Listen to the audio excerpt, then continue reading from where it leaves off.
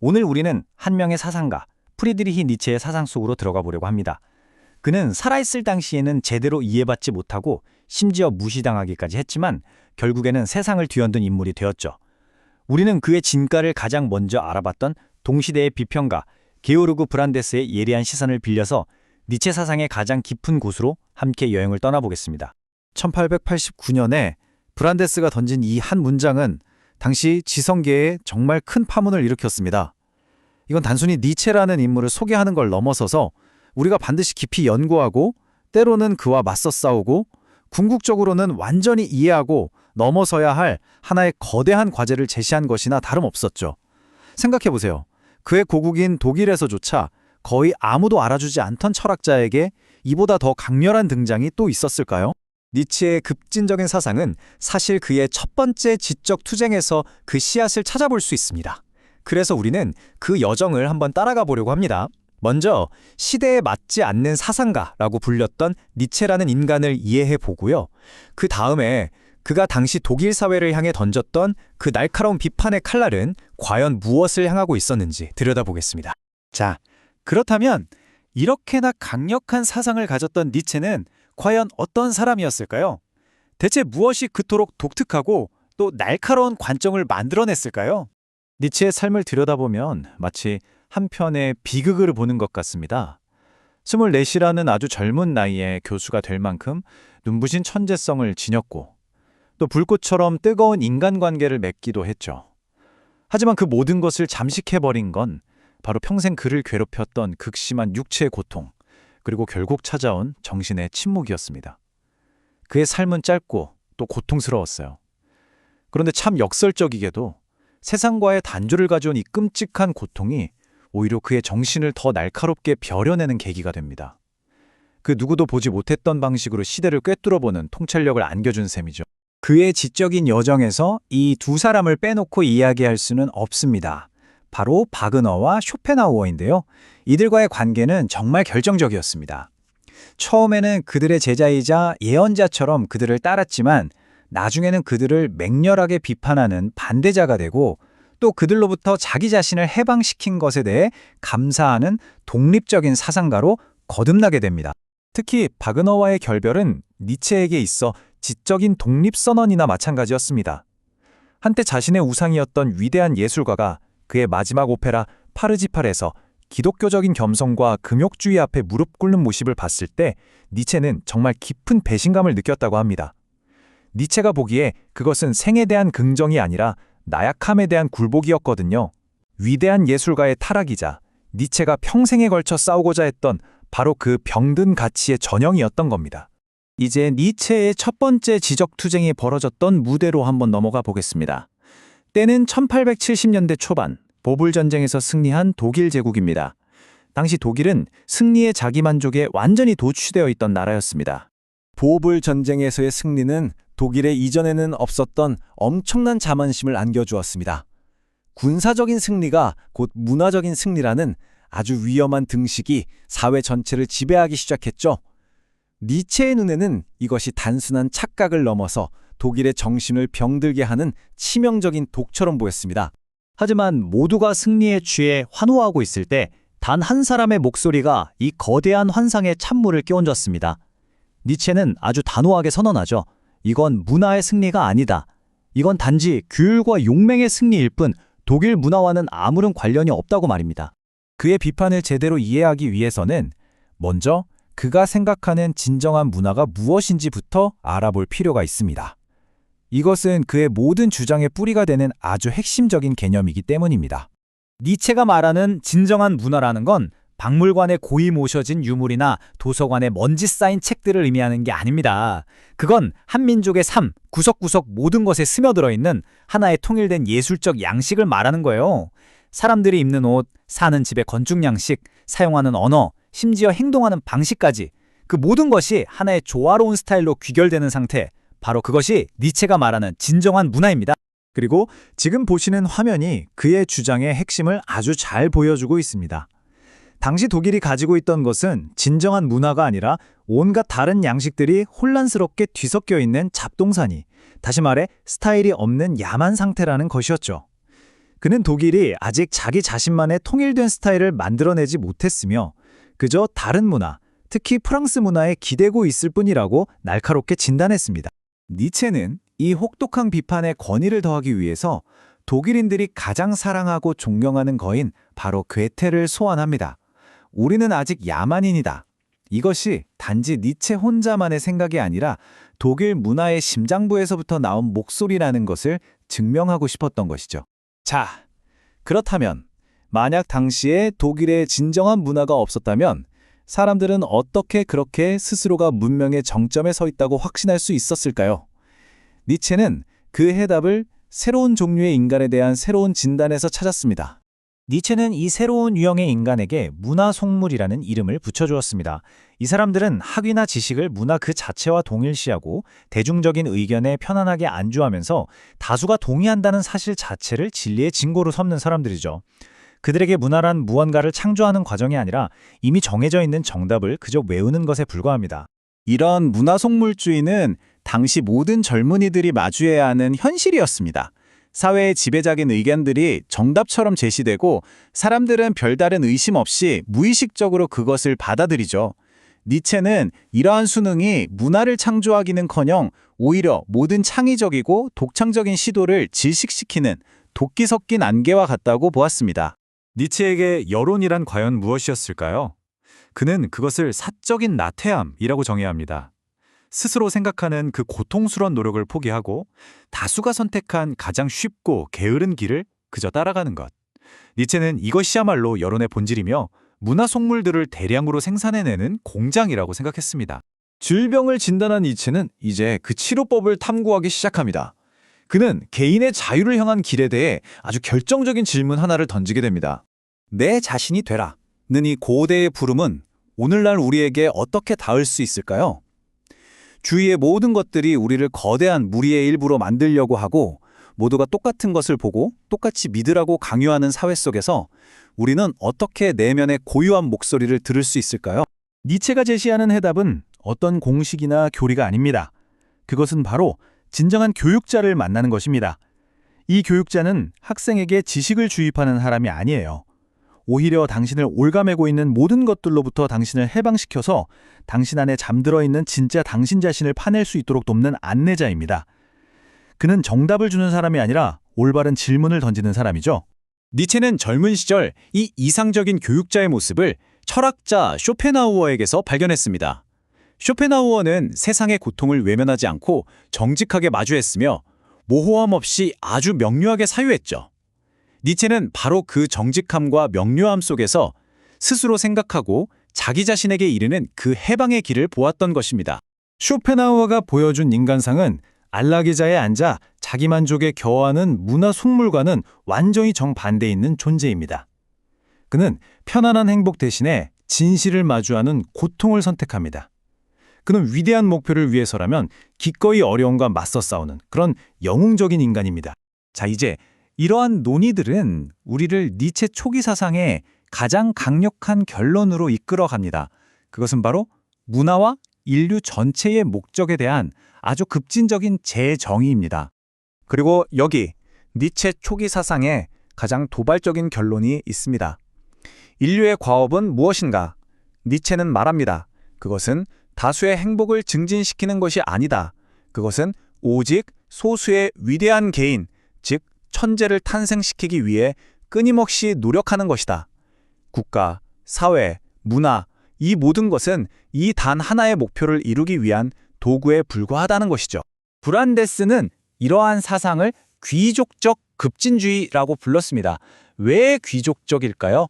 인류의 목표가 가장 뛰어난 소수에게 있다고 보기 때문입니다. 그렇다면 왜 급진적일까요? 그것은 다수의 행복이라는 기존의 가치를 뿌리부터 뒤엎기 때문입니다.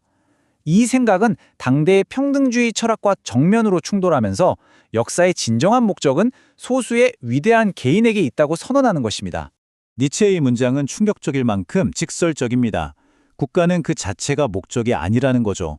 그것은 단지 자연이 몇 명의 위대한 인간을 탄생시키기 위해 선택하는 거대하고 비효율적인 우회로일 뿐이라는 겁니다. 다시 말해 수백만 명의 삶은 단 한 명의 천재를 피워내기 위한 걸음이자 토양이라는 뜻입니다. 그렇다면 진정한 문화란 무엇일까요? 바로 천재의 성장을 위한 토양입니다. 오히려 모든 사람을 평범하게 만드는 사회야말로 가장 반문화적인 사회인 셈이죠. 결국 문화의 가치는 교양 있는 사람들의 숫자로 측정되는 것이 아닙니다. 그것은 오직 그 사회가 얼마나 위대한 인간을 산출했는가, 그것만으로 평가받아야 한다는 것입니다. 이처럼 강력한 니체의 명제는 우리에게 명확한 답을 제시하는 듯 보이지만 동시에 새롭고 훨씬 더 심오한 질문들을 열어놓습니다. 그리고 이 질문들은 우리가 앞으로 계속해서 니체의 사상을 탐구해 나갈 중요한 기반이 될 것입니다.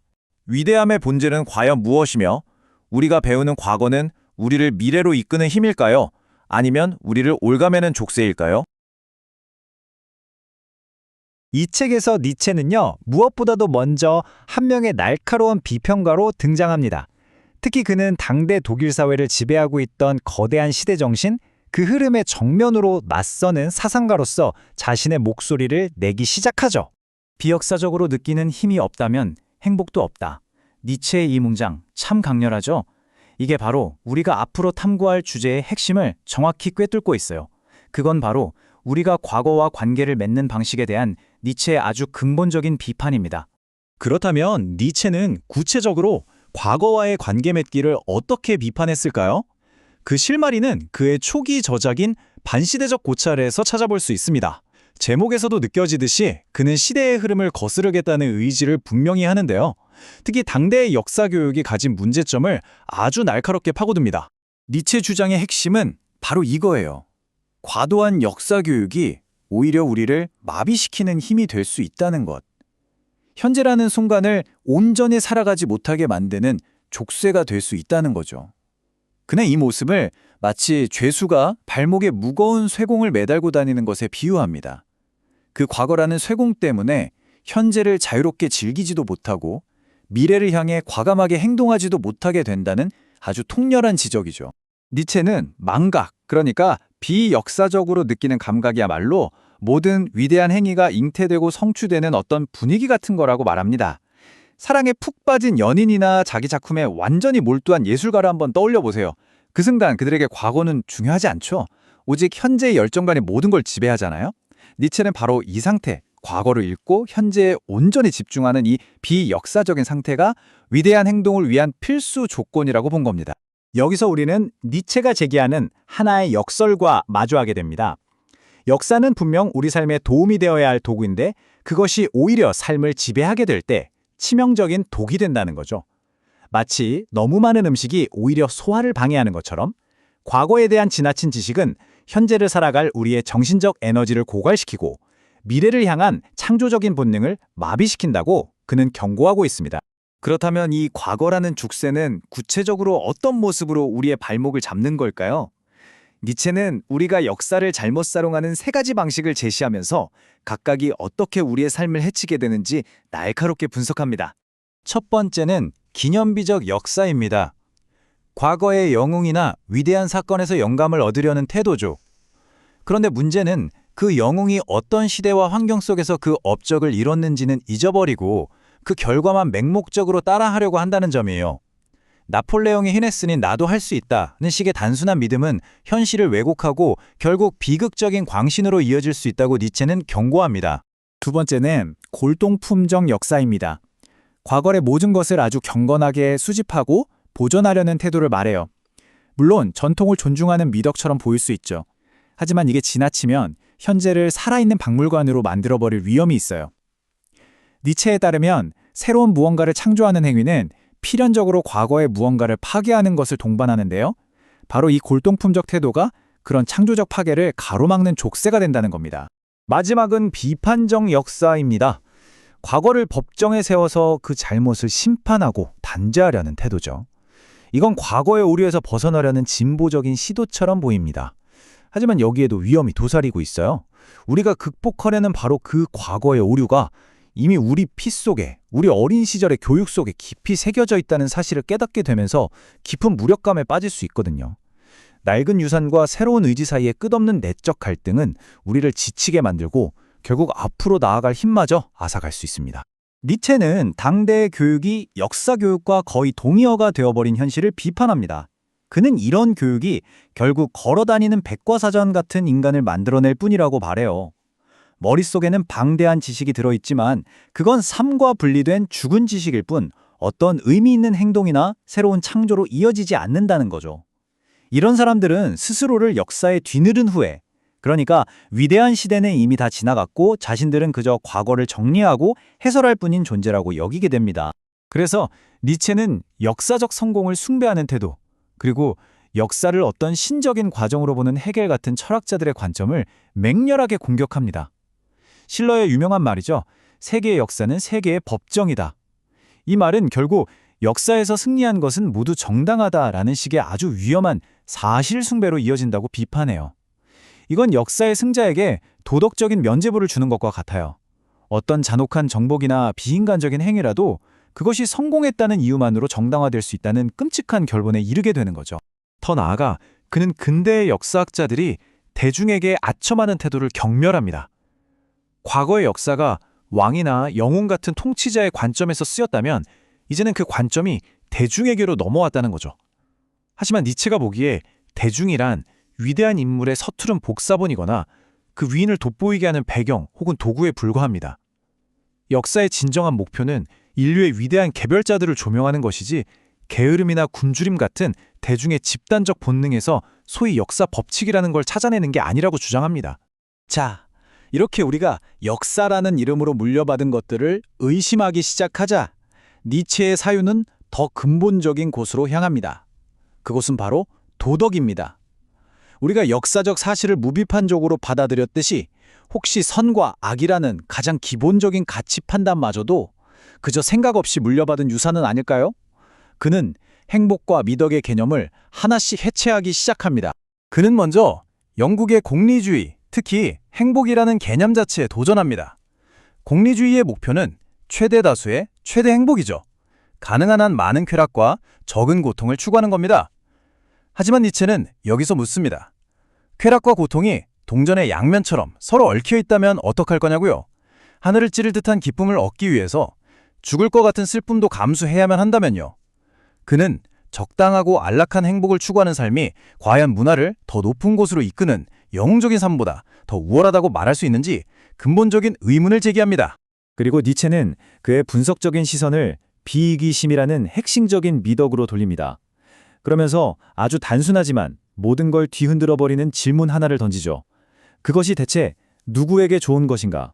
이 질문을 따라가 보면 우리는 근본적인 모순을 발견하게 됩니다. 비이기적인 행위는 선하다고 칭송받죠. 하지만 그 선함은 행위자 자신을 위한 게 아니에요. 그 행위로 인해 이익을 보는 이웃을 위한 거죠. 결국 비이기심을 찬양하는 사람 자신은 다른 사람의 희생을 바라는 이기적인 존재가 되는 셈입니다. 이 도덕은 결국 하나의 자아가 다른 자아를 위해 자신을 포기하라고 요구하는 자기 모순적인 구조를 가지고 있다는 겁니다. 비이기심과 같은 전통적인 미덕이 이처럼 자기 모순적이라면 애초에 이러한 도덕은 어디서 온 걸까요? 니체는 그 기원을 파헤치기 위해서 선과 악이라는 가치평가가 완전히 다른 두 종류의 인간에게서 비롯되었다는 아주 대담한 가설을 제시합니다. 그는 도덕의 일차적인 가치가 그 내용에 있는 게 아니라 인격을 단련시키는 장기적인 훈련으로서의 기능에 있다고 주장합니다. 시의 운율이라는 강제가 언어의 힘과 자유를 부여하듯이 도덕이라는 오랜 순종은 인간의 본성을 발전시키는 필수적인 제약이라는 거죠. 이 강제를 통해서 인간은 비로소 더 높은 단계의 자유를 얻게 된다는 역설적인 통찰입니다. 니체는 근본적으로 대립되는 두 가지 유형의 도덕을 구분합니다. 먼저 주인 도덕은 지배계급, 즉 고귀하고 강한 자들의 도덕이에요. 그들은 자기 자신과 자신의 행동을 선이라고 규정하면서 삶을 의기양양하게 긍정하죠. 여기서 선의 반대말은 악이 아니라 나쁨, 즉 가치 없고 비천하다는 의미입니다. 반면에 노예도덕은 억압받고 고통받는 사람들의 심리에서 비롯되어 이들은 자신들을 억압하는 강자들을 힘으로 이길 수 없으니까 그들의 힘, 자부심, 부유함 같은 특성들을 악이라고 규정해버립니다. 그리고 그 반대편에 있는 자신들의 무력함, 온순함, 가난함을 선이라고 부르죠. 이것은 삶에 대한 긍정이 아니라 강자에 대한 원한에서 출발한 가치의 전복인 셈입니다. 니체가 보기에 현대를 지배하는 이 노예 도덕은 가치를 적극적으로 주장하는 게 아니에요. 약함을 미덕으로 재포장하는 복수심에서 태어난 반동적인 행위라는 거죠. 보복할 힘이 없는 무력함은 선량함으로, 두려움에서 나오는 비굴함은 겸손으로, 강자에게 굴복하는 것은 순종으로 둔갑합니다. 이 모든 것의 뿌리에는 강자에 대한 복수심, 즉 르상티망이 만들어낸 교묘한 가치 위장술이 숨어 있는 겁니다. 니체의 도덕 비판은 이제 그 정점을 향해 갑니다. 그는 현대사회가 가장 신성하게 여기는 가치, 어쩌면 모든 선한 행동의 기초라고 여겨지는 미덕, 바로 연민의 가면을 벗겨내고자 합니다. 그는 더 원초적이고 강인했던 문화에서는 연민을 불러일으키는 행위가 도움을 요청하는 신호가 아니라 경멸스러운 나약함의 표시로 여겨졌다는 점을 지적하면서 논의를 시작합니다. 타인에게 연민을 느낀다는 것 자체가 상대를 나보다 낮은 존재로 보고 경멸하는 행위와 다르지 않다는 거죠. 니체는 연민이 결코 비이기적인 행위가 아니라고 주장합니다. 그 이면에는 아주 복합적인 자기이익이 뿌리내리고 있다는 거죠. 타인의 고통을 보면서 느끼는 나의 불편함을 해소하기 위해서, 혹은 돕는 자로서의 우월감을 느끼기 위해서, 또는 단순히 지루함을 달래기 위해서 우리는 연민을 느낀다는 겁니다. 이처럼 연민의 이면에는 아주 이기적인 동기들이 숨어 있습니다. 사실 진정으로 온전하게 타인의 고통을 함께 느끼는 것, 즉 진정한 동고는 불행일 뿐입니다. 그것은 세상의 고통을 줄이는 게 아니라 오히려 고통받는 사람을 하나 더 늘려서 세상의 고통 총량을 증가시키는 결과를 낳을 뿐이라고 니체는 말합니다. 이 모든 사유의 흐름은 우리를 하나의 질문 앞에 세웁니다. 만약 우리가 당연하게 여겼던 역사, 도덕, 미덕의 토대가 이토록 흔들린다면 우리는 무엇을 붙잡고 살아가야 할까요? 니체의 대답은 명확합니다. 더 이상 물려받은 가치에 순종하지 말고 스스로 가치를 창조하라는 것입니다.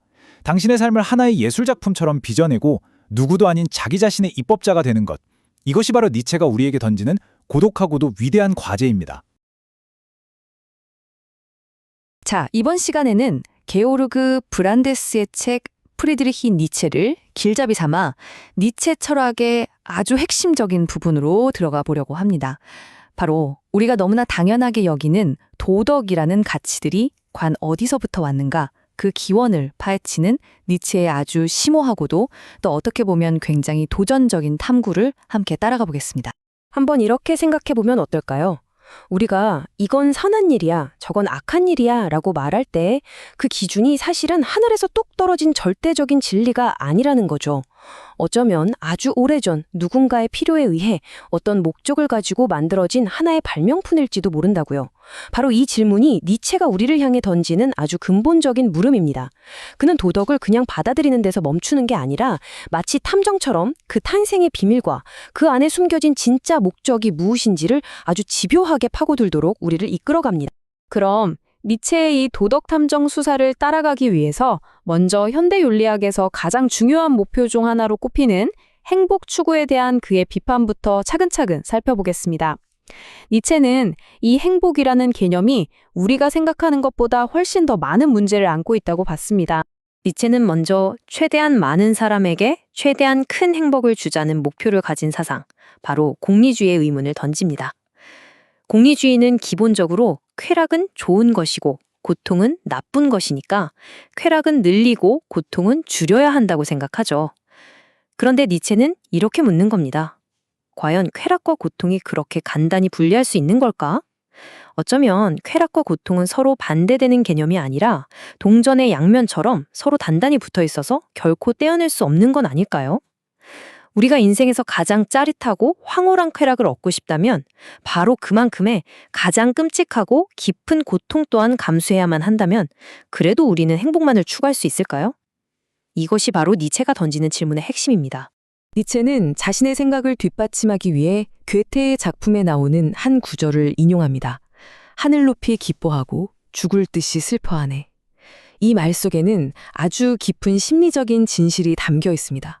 뭐냐면 인생에서 가장 높은 산 정상에 올라 느끼는 그 엄청난 환희를 경험하려면 반드시 가장 깊은 골짜기로 떨어져 느끼는 그 슬픔의 가능성까지도 온전히 받아들여야 한다는 거죠.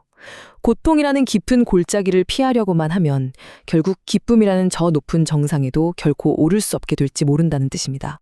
그렇기 때문에 단순히 쾌락을 늘리고 고통을 줄이는 것을 목표로 만들어진 도덕 체계는 우리도 모르는 사이에 우리를 위대한 삶이 아니라 그저 안락하고 평범한 삶으로 이끌어갈 위험이 있다는 겁니다. 니체가 보기에 이것은 삶이 가진 그 생생하고 강렬한 힘을 우리 스스로 거부하는 어찌 보면 좀 어리석은 선택이었던 거죠. 이 지점에서 우리는 스스로에게 한번 물어볼 수 있습니다. 나의 삶은 고통을 피하는 데 더 중점을 두고 있을까? 아니면 고통을 감수하더라도 더 높은 차원의 기쁨을 추구하는 데 더 중점을 두고 있을까? 하고 말이죠. 자, 그럼 다음으로 넘어가서 우리가 또 하나의 훌륭한 미덕이라고 칭송하는 비이기심에 대해 살펴보겠습니다. 니체는 이번에도 아주 간단하지만 날카로운 질문 하나로 이 숭고해 보이는 미덕이 쓰고 있는 가면을 벗겨냅니다. 한번 생각해 보세요. 우리가 비이기적인 행동은 정말 훌륭해요 라고 칭찬하고 다른 사람에게 권할 때 그 말을 하는 사람이 정작 그 비이기적인 행동으로 희생하는 당사자인 경우는 거의 없다는 겁니다. 오히려 그 희생 덕분에 직접적인 이익을 얻게 되는 이웃인 경우가 대부분이라고 니체는 지적합니다.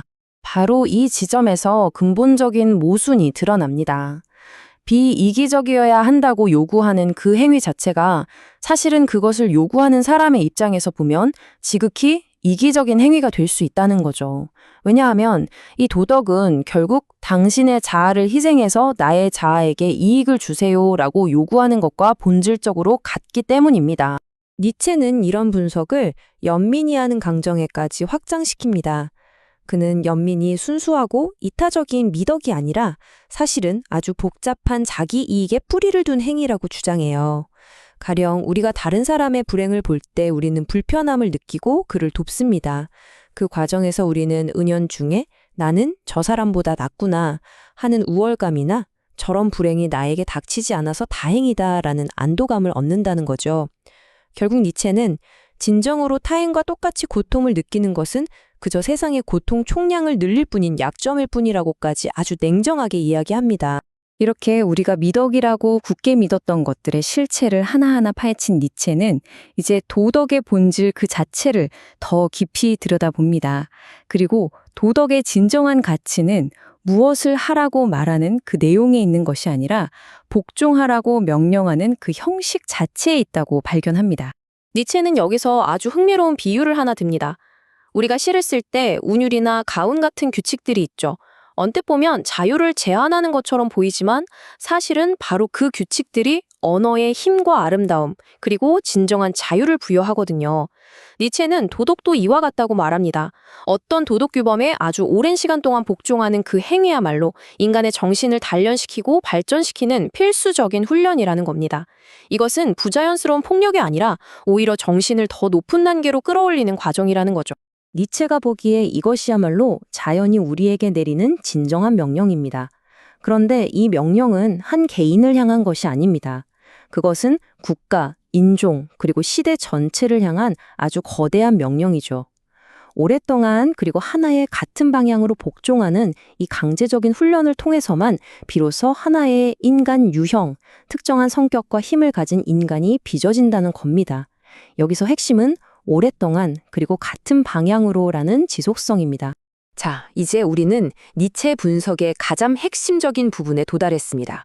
바로 우리의 도덕 개념이 사실은 하나의 뿌리에서 나온 것이 아니라 완전히 다른 삶의 조건을 가진 두 계급의 사람들로부터 태어난 두 개의 상반된 기원을 가지고 있다는 생각입니다.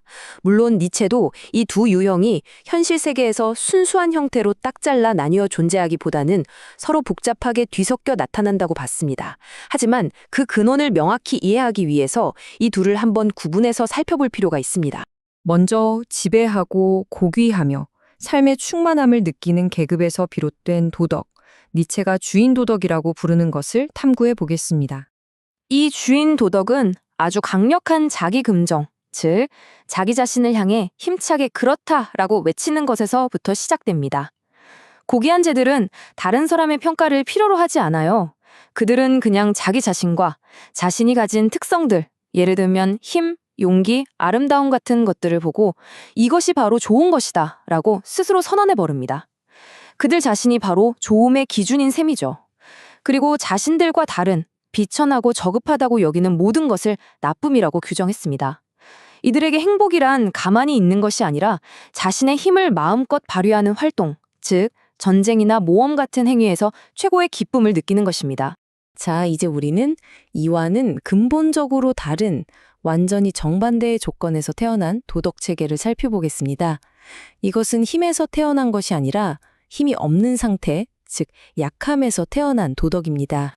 이것은 복종하는 자, 고통받는 자, 비참한 자, 그리고 억압받는 약한 자들로부터 비롯된 도덕입니다. 니체는 이것을 노예도덕이라고 부릅니다. 이 노예도덕은 자기 긍정에서 시작하지 않습니다. 오히려 정반대죠. 그들은 먼저 자신들을 억압하는 지배계급, 즉 주인들을 바라보고 그들을 향해 원한에 가득 찬 아니요 라고 외치는 것에서 시작합니다. 그래서 그들에게 가장 먼저 생겨난 개념은 선이 아니라 악입니다. 악이란 바로 저들, 고귀하고 강하고 우리를 고통스럽게 하는 모든 존재를 가리키죠. 그리고 나서야 선이라는 개념이 만들어집니다. 선이란 그 악이 아닌 모든 것, 즉 우리처럼 가난하고 고통받고 병들고 비참한 자들을 의미하게 되는 겁니다. 이 도덕을 움직이는 심리적인 동력은 바로 르상티망, 즉 밖으로 표출하지 못하고 마음속에 차곡차곡 쌓아둔 원한과 증오입니다. 그렇기 때문에 이들에게 행복이란 힘을 발휘하는 활동이 아니라 고통으로부터의 해방, 즉 휴식과 평온, 안식일인 것입니다. 니체는 인류 역사에서 가장 결정적이면서도 또 가장 알아채기 힘든 한순간을 포착합니다. 그것은 바로 이 억압받는 자들의 가치 평가 방식이 주인의 가치 평가 방식을 완전히 뒤엎고 승리해버린 순간입니다. 조용하지만 인류 정신사에서 가장 거대한 심리적 반란이 일어난 것이죠. 여기서 두 도덕 체계가 얼마나 극명하게 다른지 드러납니다. 이건 단순히 관점의 차이가 아니에요. 주인 도덕에서 조음이라고 불렸던 모든 것들, 즉 힘, 용기, 자부심 같은 것들이 노예 도덕에서는 악이라는 이름으로 바뀌어버립니다. 반대로 주인 도덕에서 나쁨이라고 경멸받았던 나약함, 비천함 같은 것들은 노예 도덕에서는 선이라는 최고의 가치로 칭송받게 되죠. 이것이 바로 니체가 말하는 모든 가치의 전도, 즉 기존의 모든 가치 체계를 뿌리부터 뒤흔들어 버린 인류 역사상 가장 위대한 혁명입니다. 이 상황을 좀 더 쉽게 이해하기 위해서 한번 이런 그림을 떠올려 보세요. 스스로를 강한 맹금류인 독수리라고 생각하는 바이킹 귀족들이 있습니다. 그들에게 양을 사냥하는 것은 그저 자연스러운 힘의 표현일 뿐 선도 악도 아니죠. 하지만 그들에게 사냥당하는 희생자인 양들의 입장은 어떨까요? 양들은 당연히 독수리를 증오하고 두려워할 겁니다. 그리고 그들은 자신들만의 도덕을 만들어내겠죠. 저 잔인하고 포악한 독수리들은 악이야. 우리처럼 온순하고 힘없는 양들이야말로 선인 거야. 라고 말이죠. 이처럼 각각의 도덕은 그들의 삶의 조건에서 지극히 자연스럽게 태어난 것입니다. 르상티망이라는 이 창조적인 엔진을 통해 노예 도덕은 실로 눈부신 심리적 역전을 이뤄냅니다. 이건 일종의 천재적인 리브랜딩 작업과도 같습니다. 그들은 자신들이 처한 현실적인 약점들을 가져다가 아주 숭고한 도덕적 강점이자 칭송받아야 할 미덕으로 새롭게 포장했습니다. 예를 들어 보복할 힘이 없는 무력함은 마음씨 좋은 선량함이 되고 어쩔 수 없이 고개를 숙이는 비굴함은 내면의 미덕인 겸손이 됩니다. 두려운 강자에게 굴복할 수밖에 없는 현실은 신에 대한 순종이라는 이름의 미덕으로 탈바꿈하는 것이죠. 따라서 니체에 따르면 지난 2000년 동안 서구 사상을 지배해온 도덕적인 틀은 하늘에서 내려온 신성한 진리가 결코 아닙니다. 그것은 바로 약자가 강자에 대해 거둔 가장 교활하고도 완벽한 심리적 승리의 결과물이며 수천 년에 걸쳐 행해진 정신적인 복수의 산물인 셈입니다. 자, 이렇게 우리가 믿어온 선과 악이라는 도덕의 가면을 한꺼풀 벗겨내고 나면 우리는 훨씬 더 깊고 근원적인 질문에 도달하게 됩니다. 그렇다면 우리 내면에서 이 도덕적 가치들을 강제하고 너는 잘못했어 라고 우리를 괴롭히는 저 목소리, 우리가 죄의식 또는 양심의 가책이라고 부르는 그것은 도대체 어디서 온 것일까요? 우리가 너무나 당연하게 여기는 이 양심이라는 것이 만약 실은 아주 깊은 병이라면 어떨까요? 이 책에서 니체는 바로 이 도발적인 질문을 던지고 있습니다. 그에게 양심이란 우리를 올바른 길로 이끌어주는 어떤 신성한 목소리가 아니에요. 오히려 인간이 스스로를 옭아매는 질병에 가깝다고 봅니다. 바로 이 슬라이드의 정의가 그 핵심을 보여주는데요. 인간은 본래 드넓은 황야를 자유롭게 누비던 야만적인 본능을 지닌 동물이었다고 합니다. 하지만 사회와 국가라는 아주 견고한 성벽 안에 갇히게 되면서 그 주체할 수 없었던 힘과 공격성은 갈 곳을 잃고 말죠. 결국 그 날카로운 발톱은 방향을 틀어서 자신의 내면을 향하게 된 겁니다. 이것이 바로 니체가 진단한 인류의 깊은 병, 양심의 가책의 기원입니다. 그렇다면 인간 내면에 존재하는 이 목소리, 이 책임감과 양심이라는 것은 대체 어디에서 온 걸까요? 니체는 인간을 아주 독특한 방식으로 정의합니다. 바로 약속을 하고 또 그 약속을 지킬 수 있는 동물이라는 것이죠. 자기 자신에 대해서 책임을 질 수 있는 바로 이 능력이야말로 인간을 다른 동물과 구별짓는 고귀함의 원천이고 이것이 바로 그가 말하는 양심의 본질입니다. 하지만 이 고귀해 보이는 능력이 인간에게 새겨지는 과정은 결코 아름답지가 않았습니다. 오히려 그 역사는 너무나 잔혹해서 우리가 그 기원을 따라가는 길 위에서는 아주 피비린내 나는 역사를 마주하게 될 겁니다. 이 슬라이드에 적힌 짧은 문장은 니체의 생각을 아주 날카롭게 보여주고 있습니다. 본래 동물인 인간에게 망각이라는 건 생존을 위한 축복이자 지극히 자연스러운 상태입니다. 고통스러운 기억을 잊어야만 앞으로 나아갈 수 있으니까요.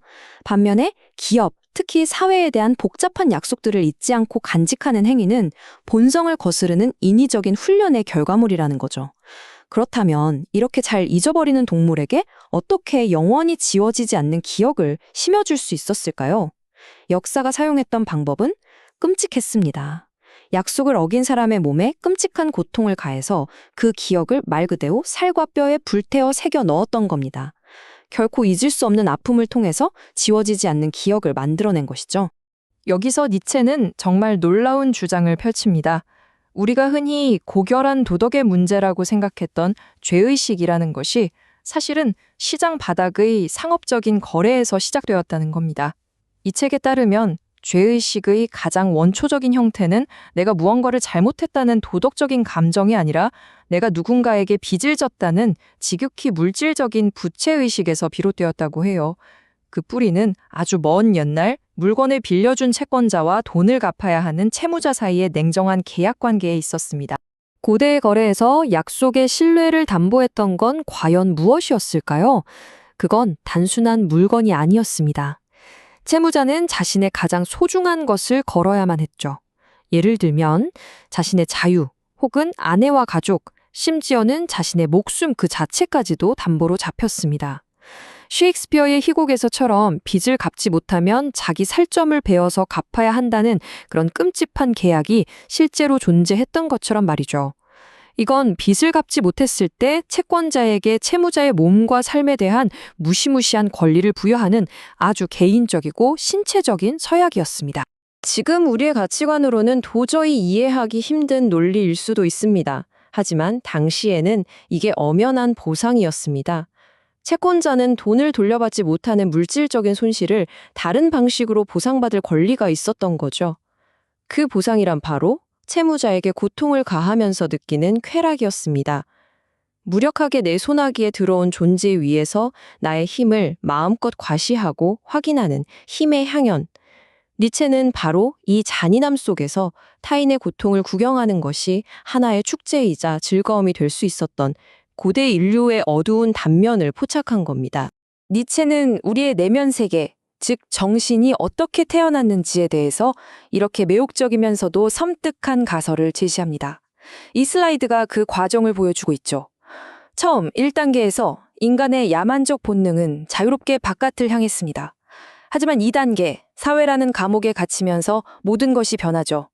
3단계에서 바깥으로 나갈 길을 잃은 이 강력한 본능들은 마치 우리의 갇힌 맹수처럼 방향을 틀어서 자기 자신을 물어뜯기 시작합니다. 그리고 마침내 마지막 4단계에서 이 내면을 향한 잔인함, 이 자기학대를 향한 의지가 바로 양심의 가책을 낳고 더 나아가 자기 자신을 관찰하고 심판하고 벌하는 또 다른 나, 즉 영혼이라는 개념을 창조해냈다는 것입니다. 인간의 본능이 이처럼 내면으로 향하게 된 것은 결코 평화로운 합의의 결과가 아니었습니다. 니체는 루소와 같은 계몽주의 사상가들의 사회계약서를 단호하게 거부하죠. 국가는 자유로운 개인들의 자발적인 계약으로 만들어진 그런 낭만적인 공동체가 아니라는 겁니다. 오히려 국가의 탄생은 훨씬 더 폭력적인 과정이었습니다. 소수의 지배자, 즉 정복자 집단이 압도적인 힘으로 다수의 피지배 집단을 짓밟고 억누르는 그 무서운 폭정 속에서 국가가 탄생했다는 거죠. 바로 이 폭력적인 예속 상태가 인간이라는 동물을 길들이고 그 본능을 안으로 향하게 만든 결정적인 계기였던 겁니다. 이렇게 시작된 부채의식은 개인의 차원을 넘어서서 인류의 역사와 함께 거대하게 자라납니다. 처음 1단계에서는 이 빚이 자신의 부족과 조상을 향한 것이었습니다. 제사를 지내고 관습을 따르는 방식으로 빚을 갚았죠. 시간이 흐르고 2단계에서는 부족의 힘이 강대해지면서 조상에 대한 경외심과 두려움이 그들을 신의 지위로 올려놓습니다. 그리고 3단계에 이르러서 이 부채의식은 기독교의 유일신 사상과 만나면서 폭발적으로 거대해집니다. 마침내 4단계, 신에게 진 빚은 한 인간이 평생을 바쳐도 도저히 갚을 수 없는 무한한 것이 되어버렸고, 이 불가능한 속죄의 관념이 결국 영원한 형벌과 태어날 때부터 죄인이라는 원죄 사상까지 만들어내게 됩니다. 이 기나긴 죄의식의 역사 속에서 기독교는 가장 기이하고 역설적인 장면을 연출합니다. 바로 자기 고문의 절정이라고 할 수 있죠. 빚을 받아야 할 채권자인 신이 스스로 희생양이 되어서 자기 자신에게 진 빚을 대신 갚는다는 놀라운 발상. 니체는 십자가 사건을 인류의 죄책감이 만들어낸 가장 극적이고 위대한 자기학대의 드라마로 해석합니다. 내면으로 향했던 잔인함이 스스로를 벌하는 형태로 마침내 그 극점에 도달한 것이죠. 자, 이렇게 기존 도덕의 뿌리를 남김없이 파헤치고 해체한 니체는 이제 그 폐허 위에 새로운 가치를 세우고자 합니다. 그 새로운 사상은 딱딱한 철학서가 아니라 그의 가장 유명한 작품 차라투스트라는 이렇게 말했다를 통해서 마치 한편의 경전처럼 예언자의 목소리로 우리에게 다가옵니다. 지금부터는 그 예언자의 목소리에 한번 귀를 기울여 보겠습니다. 브란데스는 이 책을 아주 특별한 책으로 소개하는데요. 낡은 믿음의 사슬을 끊어낸 자유로운 정신들을 위한 새로운 영적 안내서라는 것이죠. 이 책은 논리적인 증명 대신에 깊은 상징과 우화, 그리고 시적인 아포리즘으로 가득 차 있습니다.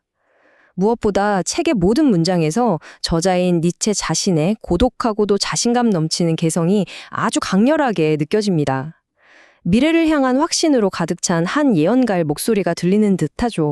니체는 예언자 차라투스트라의 입을 빌려서 국가를 향한 자신의 깊은 혐오를 남김없이 드러냅니다. 그의 목소리는 국가를 묘사할 때 얼음처럼 차가워지죠. 국가는 가장 냉혹한 괴물이며 개인의 고유함을 집어삼키고 모두를 평범하게 만드는 장치일 뿐이라고 말합니다. 국가가 민중을 위한다는 말은 새빨간 거짓말이고 오히려 위대한 개인이 탄생할 가능성을 억누른다고 보는 겁니다. 진정으로 위대한 인간, 즉 기존의 인간을 뛰어넘는 새로운 인간인 초인으로 나아가기 위해서는 바로 이 차가운 괴물, 국가가 끝나는 지점에서부터 첫걸음을 내딛어야 한다고 말합니다. 차라투스트라가 연민을 거부하는 것은 그가 잔인해서가 결코 아닙니다. 오히려 그는 연민이라는 감정이 자유로운 영혼에게 얼마나 해로운지를 꿰뚫어보고 있는 거죠. 그에게 연민이란 소위 선한 자들이 휘두르는 위선적인 무기이며 강한 자의 성장을 가로막고 모두를 나약함 속에 머무르게 하는 질식할 듯한 공기와도 같습니다. 그것은 삶의 고통을 정면으로 마주하지 못하는 선한 자들의 깊은 어리석음에서 비롯된 감정일 뿐이라고 그는 단언합니다. 차라투스트라가 선포하는 새로운 도덕은 기존의 모든 가치를 뒤엎습니다. 이 슬라이드에 나열된 그의 율법들은 그 급진성을 여실히 보여주죠. 가까운 이웃이 아니라 가장 먼 자들, 즉 아직 오지 않은 미래 초인을 사랑하라. 어떠한 보답도 기대하지 말고 너 자신의 길을 가라. 권리는 주어지는 것이 아니라 스스로 쟁취하는 것이다. 선한 자들의 위선을 경계하라. 과거의 유산이 아니라 너희 아이들이 살아갈 미래의 땅을 사랑하라. 그리고 낡고 병들어 무너져가는 것들은 미련 없이 너의 손으로 밀어버려라. 이것은 철저하게 미래를 향하고 강인함을 긍정하며 개인 스스로가 자신의 가치를 창조하라는 준엄한 명령입니다. 아마도 니체의 사상 중에서 가장 심오하고 신비로운 개념은 바로 이 영원회귀일 것입니다. 그는 우주를 거대한 모래시계에 비유하죠. 모래가 다 떨어지면 다시 뒤집히듯이 우주의 모든 순간은 영원히, 무한히 반복된다는 생각입니다. 지금 이 순간, 이 고통, 이 기쁨, 이 모든 것이 과거에도 똑같이 있었고 미래에도 영원히 되풀이 될 것이라는 이 사상은 우리에게 삶의 매 순간을 어떻게 살아야 하는가에 대한 가장 무거운 질문을 던집니다. 차라투스트라의 철학은 논증이라기보다는 한편의 시처럼 다가옵니다. 이 슬라이드가 묘사하는 장면처럼 말이죠.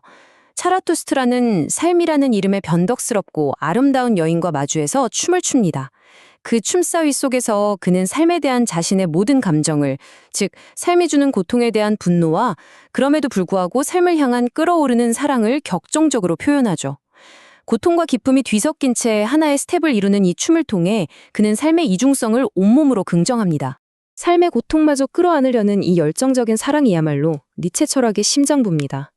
이 시구는 고통으로부터의 해탈이나 구원을 말하는 모든 철학의 정면으로 맞서고 있죠. 삶이 나에게 더 이상 줄 행복이 없다 해도 괜찮다고, 그렇다면 아직 남아있는 그 슬픔이라도 기꺼이 감당하겠노라고 외치는 이 태도, 이것이야말로 삶의 모든 것을 남김없이 긍정하려는 니체의 의지를 보여주는 가장 강력하고 아름다운 표현일 겁니다. 책의 클라이맥스, 깊은 밤의 고요 속에서 수수께끼 같은 노래가 울려 퍼집니다. 자정을 알리는 12번의 종소리가 울릴 때마다 차라투스트라는 그 의미를 해석하면서 존재의 가장 깊은 비밀을 노래하죠. 마치 세상의 비밀을 지키는 파수꾼처럼 그의 한밤의 노래는 차라투스트라 사상의 가장 은밀한 핵심을 담고 있습니다. 그 노래가 마침내 밝히는 비밀은 바로 이것입니다. 세상의 모든 고통과 비애는 덧없어서 스스로 사라지기를 바라지만 기쁨은 다르다는 거죠. 모든 기쁨은 그 찰나의 순간이 영원히 지속되기를 갈망한다는 겁니다.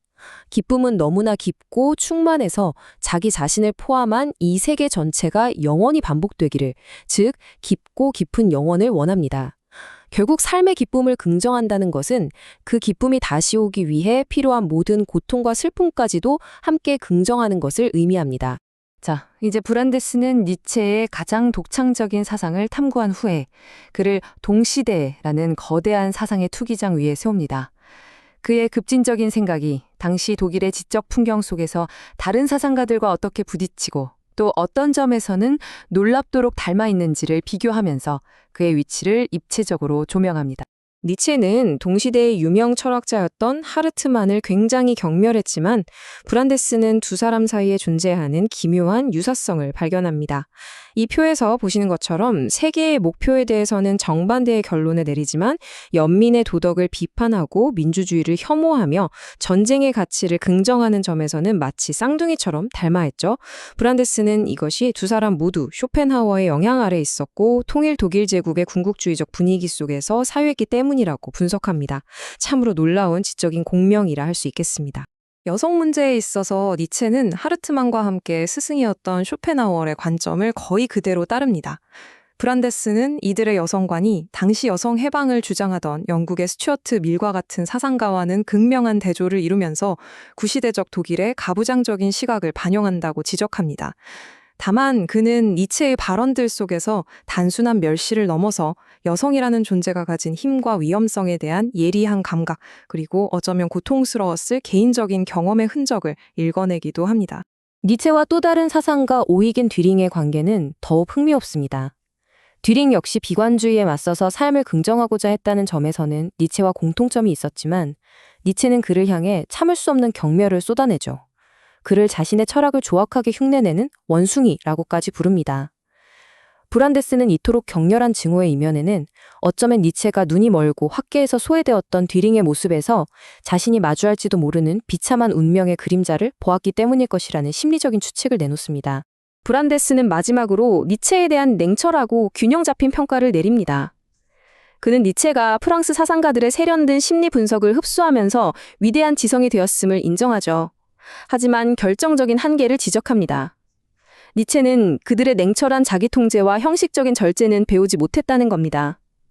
세상으로부터 고립된 채 인정받지 못하자 그의 자존감은 비정상적으로 부풀어 올랐고 경쟁자를 향한 통제되지 않은 증오를 쏟아내는 모습에서는 그가 그토록 경멸했던 편협한 독일 교수의 모습을 벗어나지 못했다는 아이러니를 꼬집습니다. 결국 우리에게는 하나의 거대한 질문이 남습니다. 가장 깊은 심리적인 질병인 양심의 가책, 즉 자기 자신을 향한 잔인함에서 출발한 사유가 어떻게 삶의 모든 고통마저 끌어안고 영원히 반복되기를 바라는 가장 심오한 건강함의 철학으로 피어날 수 있었을까요? 이 깊은 병에서 가장 위대한 긍정에 이르는 이 기나긴 여정이야말로 니체 철학이 우리에게 던지는 가장 어렵고도 매혹적인 역설일 것입니다. 자, 이제 우리는 프리드리히 니체 스스로가 자신의 걸작이라고 여겼던 한 권의 책과 마주하게 됩니다. 그가 평생에 걸쳐 품었던 가장 대담하고도 깊은 생각들을 시처럼 또 예언처럼 담아낸 그릇, 바로 그 책을 들여다볼 시간입니다. 이 책, 차라투스트라는 이렇게 말했다는요, 그냥 책상에 앉아서 쓴 그런 평범한 결과물이 아니에요.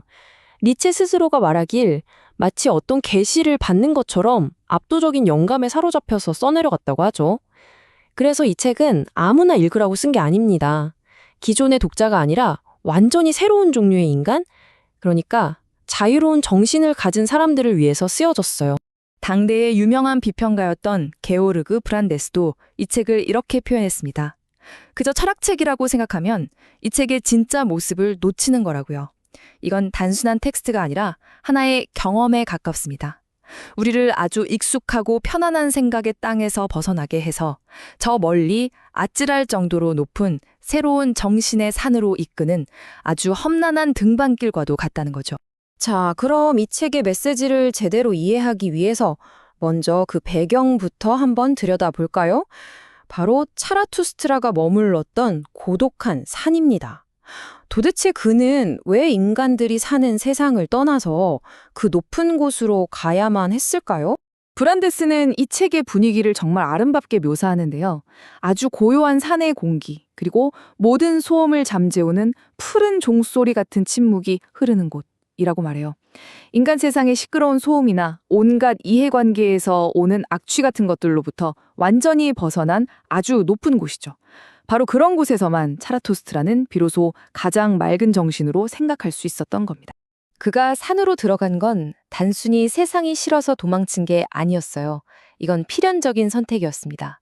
왜냐하면 그가 떠나온 저 아래의 세상, 특히 사람들이 그토록 소중하게 여기고 신성시하는 것들, 예를 들면 행복이라던가 미덕 같은 개념들에 대해서 정말 참을 수 없는 깊은 혐오감을 느꼈기 때문이에요. 차라투스트라가 혐오했던 건 구체적으로 이런 것들이었어요. 첫째는 사람들이 말하는 그 사소한 행복, 그리고 둘째는 그들이 자랑하는 사소한 미덕이었죠. 그는 생각했어요. 지금에 만족하라는 가르침은 결국 인간을 점점 더 작고 보잘것없는 존재로 만들 뿐이라고요. 사람들이 말하는 선함이라는 건 알고 보면 그냥 아무도 날 해치지 않았으면 좋겠다는 비겁한 바람에 불과하고, 용기라는 것도 고작해야 이미 내 마음대로 할 수 있는 약한 상대에게만 달려드는 걸 용기라고 부른다는 거죠. 차라투스트라 눈에는 이 모든 게 인간의 가능성을 키우는 게 아니라 오히려 안전이라는 이름의 울타리 안에 스스로를 가두고 쪼그라들게 만드는 아주 교묘한 시스템이자 비겁함 그 자체로 보였던 겁니다. 그래서 그는 사람들 틈에 앉아 있으면서 이런 고통을 느꼈다고 말해요. 마치 온몸을 독파리떼에게 쏘이는 것 같고 끊임없이 떨어지는 악의의 물방울에 돌처럼 속이 파여들어가는 느낌이었다고요. 그러면서 혼잣말을 하죠. 그래, 이 사소한 것들은 그 사소함 자체로 죄가 없지 하고요. 이건 그들을 용서한다는 뜻이 아니에요. 오히려 그가 보기에 소위 선한 사람들의 그 순진함은 사실 진정한 의미의 정의를 행할 능력 자체가 없는 너무나 깊은 어리석음을 감추기 위한 가면일 뿐이라는 걸 꿰뚫어 본 거죠. 자, 이렇게 인간 세상에 대한 깊은 혐오감을 안고 산으로 올라간 차라투스트라는요, 그 고독 속에서 이제 낡은 가치들을 부수고 인류에게 완전히 새로운 법, 새로운 가치 체계를 내려줄 준비를 합니다. 그가 가장 먼저 비판하는 것 중 하나가 바로 국가입니다. 그는 국가를 모든 차가운 괴물 중에 가장 차가운 괴물이라고 불러요. 왜냐하면 국가는 우리가 곧 국민이다라는 아주 근본적인 거짓말을 하고 있다는 거죠. 차라투스트라가 보기에 국가는 그냥 너무나도 많은 그저 그렇고 그런 사람들을 위한 거대한 장치일 뿐이에요. 그 안에서는 개인의 특별함 같은 건 다 사라져버리고 모두가 서서히 자기 자신을 잃어가는 것, 이 느린 자살이 삶이라는 이름으로 불린다는 겁니다. 그래서 그는 말해요. 진정한 개인, 위대한 인간은 국가가 끝나는 바로 그 지점에서야 비로소 시작된다고요.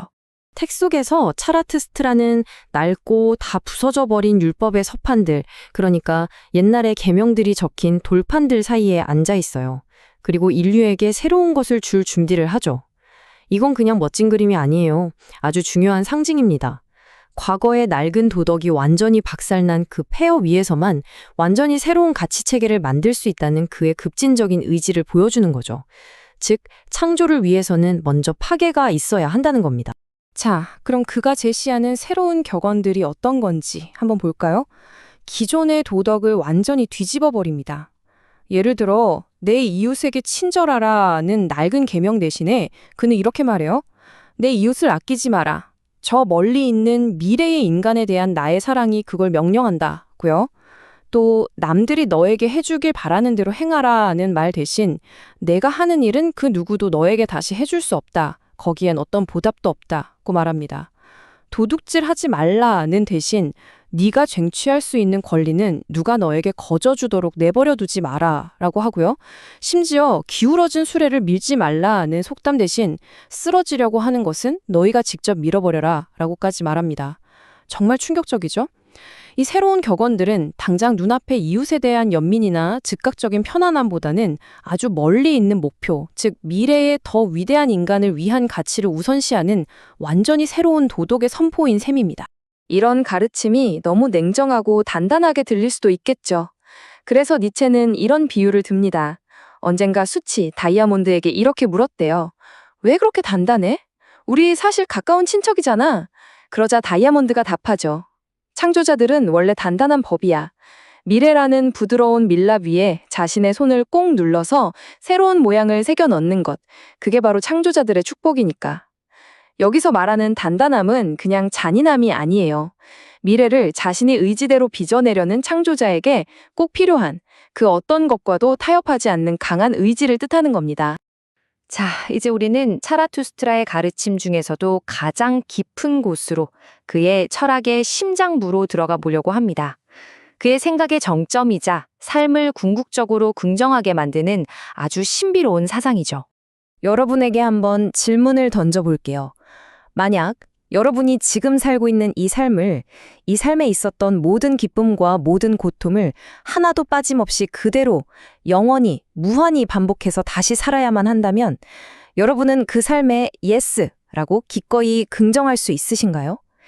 이 질문이야말로 니체의 가장 어렵고도 중요한 사상, 영원회귀가 우리 각자에게 던지는 시험 문제입니다. 영원회귀란 바로 이런 철학입니다. 이 세상의 모든 것은 영원히 되돌아오고 우리 자신도 그 안에서 똑같이 되돌아온다는 거죠.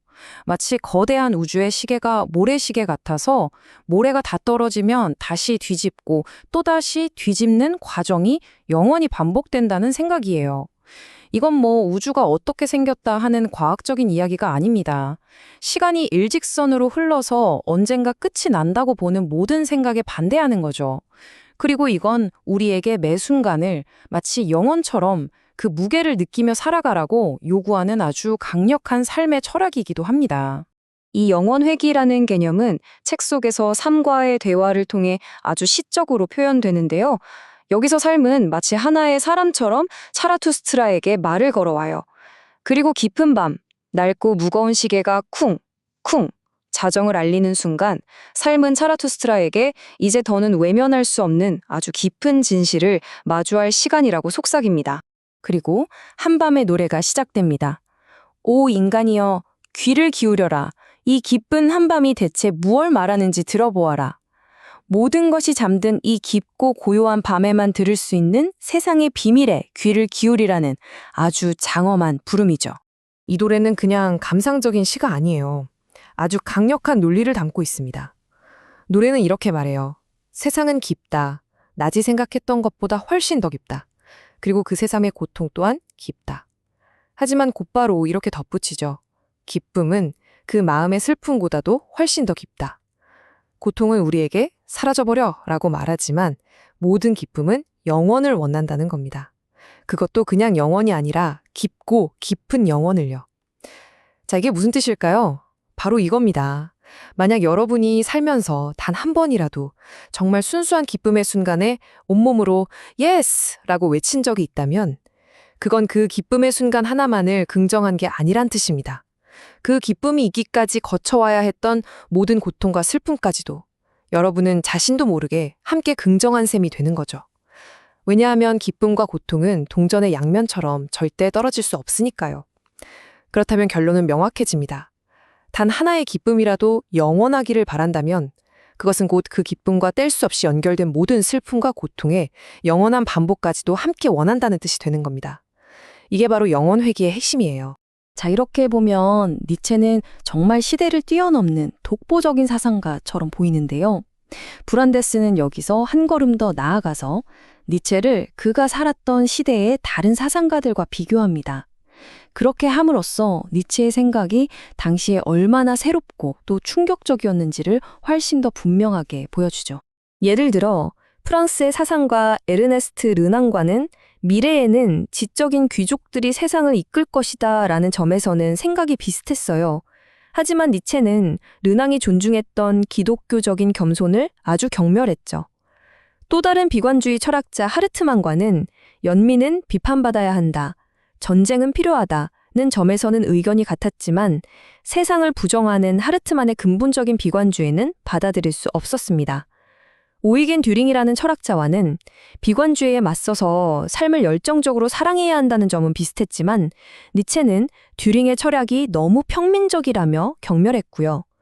이런 비교를 통해 우리가 알 수 있는 건 니체가 당대의 여러 생각들을 받아들이면서도 동시에 그것들에 격렬하게 반발하고 싸우면서 자기 자신의 철학을 더 날카롭게 다듬어 나갔다는 사실입니다. 브란데스는 여기서 니체의 흥미로운 면을 지적하는데요. 니체가 논쟁을 할 때는 그가 그토록 벗어나고 싶어 했던 독일 교수의 모습이 불쑥 튀어나오곤 했다는 겁니다. 특히 경쟁자에 대한 증오를 전혀 숨기지 않고 아주 거친 말로 비난을 퍼붓는 모습에서 말이죠. 그는 스스로를 유럽 전체를 품는 사상가라고 생각했지만 하르트만이나 듀링 같은 동시대인을 공격할 때 보면 그의 내면에 있던 통제되지 않는 공격성이 그대로 드러나기도 했던 거죠. 이제 니체 생의 마지막 장으로 넘어가 보겠습니다. 이곳은 정말 깊고도 슬픈 아이러니로 가득 차 있습니다. 그의 생각이 드디어 세상에 알려지기 시작하고 엄청난 영향력을 갖게 되는 바로 그 순간에 정작 그 위대한 생각의 주인이었던 니체의 정신은 영원한 어둠 속으로 가라앉고 말았기 때문입니다. 시간 순서대로 보면 이렇습니다. 1883년에서 85년 사이에 그의 대표적인 차라투스트라는 이렇게 말했다가 완성됩니다. 하지만 불과 몇 년 뒤인 1889년 그는 갑작스러운 정신 발작으로 쓰러져 회복 불가능한 상태가 되죠. 그런데 바로 그 이후 1890년대부터 그의 이름이 유럽 전역으로 퍼져나가기 시작합니다. 그야말로 유행하는 철학자가 되고 세계적인 현상이 된 거죠. 1899년 브란데스는 니체의 이름이 온 세상을 날아다닌다고 기록했습니다. 하지만 정작 니체 자신은 그가 평생토록 그토록 간절하게 원했던 이 모든 명성을 전혀 알지 못한 채 그저 살아있는 몸으로 수년을 더 보냈습니다. 그의 이름이 세상을 떠들썩하게 할 때 그는 그 영광의 한가운데서 가장 완벽하게 혼자였던 셈입니다. 브란데스는 이 비극에 대해 아주 통찰력 있는 분석을 내놓는데요. 어쩌면 세상이 그를 알아주지 않았던 그 극심한 고독이 역설적으로 그의 내면에서 자존감을 비정상적일 정도로 크게 부풀렸을지도 모른다는 겁니다. 외부의 인정이라는 거울이 없었기 때문에 그의 자의식은 끝없이 팽창했고 마침내 그 무게를 감당하지 못하고 그의 정신 위에서 다쳐버려 그 위대했던 지성을 어둠 속에 가둬버린 게 아니었을까 하고 조심스럽게 이야기합니다. 결국 우리는 이런 질문 앞에 서게 됩니다. 자기 인생의 가장 위대한 성공을 정작 자기 자신은 전혀 알지 못하고 떠나간 한 사상가의 삶을 우리는 과연 어떻게 평가해야 할까요? 이 질문은 한 개인의 비극을 넘어서 그가 남긴 복잡하고도 거대한 생각의 유산에 대해 우리를 깊은 생각에 잠기게 합니다. 그는 떠났지만 그의 생각은 그가 떠난 후의 세상을 만드는데 지울 수 없는 흔적을 남겼으니까요.